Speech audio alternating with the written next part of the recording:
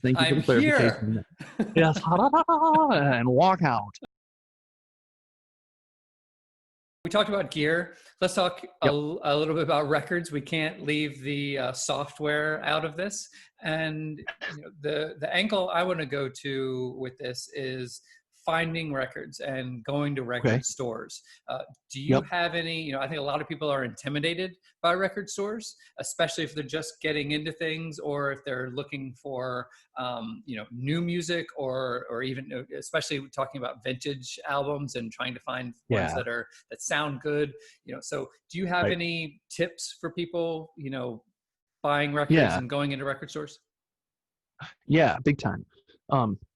The first thing that comes to mind from a positive experience, if you're, and this goes for anyone, if you're buying your very first record, or if you believe in your heart of hearts that you are at the apex of your understanding of the medium, first of all, I hope that you at one point realize you're wrong, and that you're dealing with an internal crisis that should be checked. But the biggest thing to do to, in my opinion, immediately break the ice with the record, going into a record store, is to walk in and walk out. That's Arlo Guthrie. Sorry. Walk out. Alice's restaurant. Walk right out. So walk out. Just walk in, say shrink. You can get anything you want at Alice's restaurant and walk out. But is to walk in and introduce yourself. Hi, I'm Mitch. Really cool store. I'm excited to be here. Done. You should probably go up to an individual, not just announce that to the whole store. That it might be a little right. weird. Yeah, so talk to the person behind the counter is what I was saying. Yes, thank you for the clarification. Yes, and walk out. Sing one bar Alice's restaurant and walk out. I like that. My other favorite line from that is when he goes, "I'm not ashamed or tired." I've been singing the song now for 25 minutes. I could sing it for another 25 minutes. I'm not proud or tired. But in the record store, the person that is behind that counter or that is like putting, organizing the records and stuff, they are that space. They are the resource. They are there to help. They know this stuff. They know their store. They know their stock. They know music. They're a record store owner. Like, that is your resource. And it can be a very powerful relationship, especially if you're frequenting your local store. Because then you get to know them, you feel more comfortable in expressing certain ways you're feeling. Because I think that's a powerful point of conversation as well within, like, in a record store, it can be extremely overwhelming, the sheer amount of records, and not knowing what have I got into, like that paralyzing effect. Like, I can't buy anything. I'm going to buy the wrong thing. How can I think the biggest thing to do there is to, in your head and in your body, calm yourself down, take a deep breath, and realize how much gorgeous art is in front of you and how cool it is that you are supporting artists and small business owners, and you're in a space to discover, and that can be overwhelming. But that is a powerful realization. And so when you're there and you find yourself at peace, try to think about what you're feeling. How's your last week been? Were you sad all week? And do you want to, like, listen to sad music to kind of ride that out? Or do you need a pickup? Not a truck, but I do like the Alan Jackson Memories record, where he does all gospel records. And I'm a huge 90s country nerd. But what are you feeling? How do you want to be lifted up out of it? Do you want to be taken down? It doesn't matter, but if you can express that within yourself and find that feeling, then you can ask the question to the person that you just introduced yourself to. new to this. I don't really know. I like this genre, I think, and I'm feeling this way. Can you show me something? And be open to buying. Number one thing, be open to buying something that you have, buying music you've never heard, never seen, and don't know the names or songs of anything on the record. Because we have to trust. We have to be vulnerable in our purchasing decisions. We have to be vulnerable with ourselves, with the store owner, but we also have to trust that the music that has been put on vinyl, that has gone through the entire process, is there for a reason, and there was passion and there was love and energy put into that, and there's passion, love, and energy put into the record store, and also you going into the record store. And so be open to discovering something brand new, because sometimes that's some of the most rewarding stuff that happens. And even if you go home and you're like, this doesn't match my mood at all, I don't dig on this. Well, you just learned something. Like, I think that's the biggest thing. Be completely open-minded and try to realize within yourself how you're feeling. I love that, like that twist on, don't just, you can, but, in addition to telling the record store, owner or the person who's there, what kind of genres you're into or whatever, that can sort of keep you inside of your own little bubble, right? You say, oh, right. I love folk, or I love, jazz, or whatever it is, it's sometimes good to, branch out. And so adding to that, hey, I need a pick-me-up.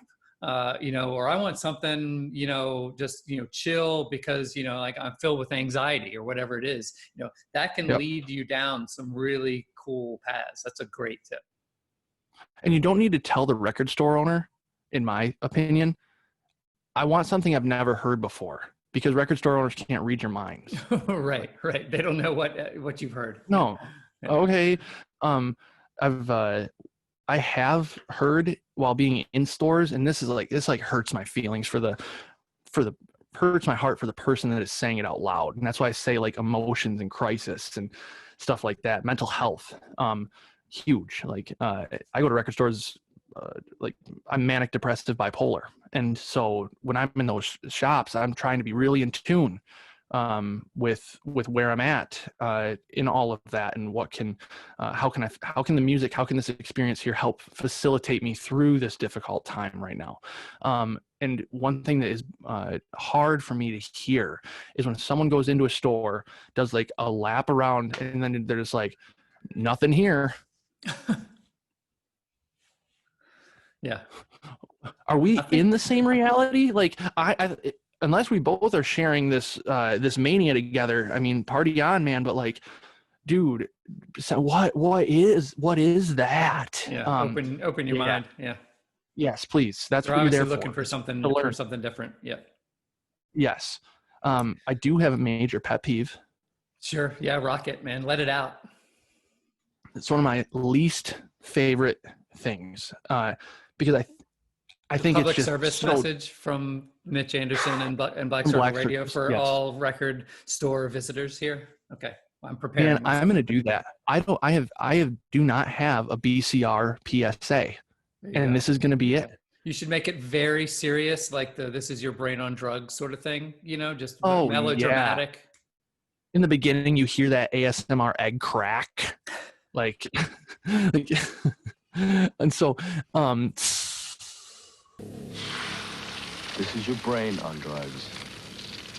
The thing that bothers, it's just disrespectful, is going into a physical store that other people are there, searching through music, thinking, reading, learning, and then someone pulling out their cell phone and having it on speaker and going on YouTube or some other streaming thing, and then playing the songs off the record that they're holding in their hand, and the whole store hears it.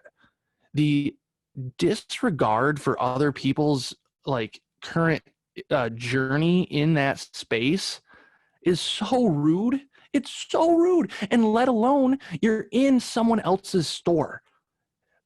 The best of my knowledge is, yeah, that I am too. But like to the best of my knowledge, Record stores most of the time have music playing. Cool music. Like, you are interrupting that store owner's space, or that employee's at the time their space, and the mood that they are feeling off the room, and the patrons that are there. They are the DJ of their store, right? Set the mood for the store. And so to do that stuff, oh, I hate it. I hate it. I hear you. Well, speakerphones in general in public, but even are just no. But even more so when you're in a place where other people are actively listening to music, or thinking about other kinds of music, right? If I'm sitting there, I don't want to hear, and it's an awful sound, even if it's a telephone call on the sidewalk that you're walking by. Just, it's a bad way to listen to things, and for it to not be in yours, the store though. Yeah. I hear Talk you. about record stores. That is a bum notice for me. Like, oh, stop it. Just stop it. That's so there's my pet peeve. And you should totally do a PSA on that. I should. I love that idea. That'll be a good one, actually. And just starts with a record scratching. Yep. Or Levon snapping the cantilever off again. Like, that's the sound. Right. Or maybe Levon should deliver it. He should be the one telling people, turn off your speakerphone, put your earphones on. Yes. Man, we were at I do sound installs sometimes, and I was doing my a PA huge auditorium install for my high school alma mater. We're in the building. The choir is on stage, and this is a run through. It's a practice thing, and Levon's with me. And I just installed a new Midas console for the school, and so they were testing everything out. We're starting to bring stuff up, and you hear the music playing. And Levon, in his 3-year-old mind, he is hearing this music, and he's seeing these people on stage, but there's nothing happening. People are just standing there. And so the auditorium, like, tech room windows were open, and he leans forward and this is an empty auditorium, just the students, and just goes, sing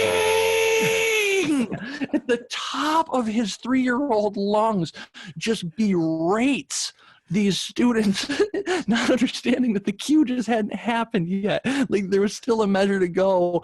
Oh, it was so cool.